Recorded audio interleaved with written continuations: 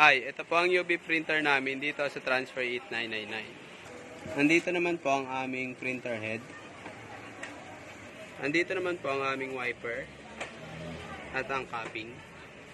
Ito naman po ang aming ink tank system. Maayos naman po. Ganito naman po ang tamang pag-head clean.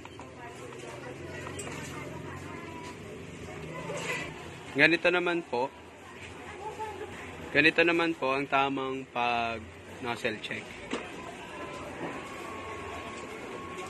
Ito naman po ang aming nozzle check. Andito naman po ang stock at unused namin ng mga inks. Kompleto naman po ito. Andito naman po ang aming waste tank. Ang last disposal po nito ay kahapon. Andito naman po ang aming AVR at ang aming UPS. Working naman po sila pareho.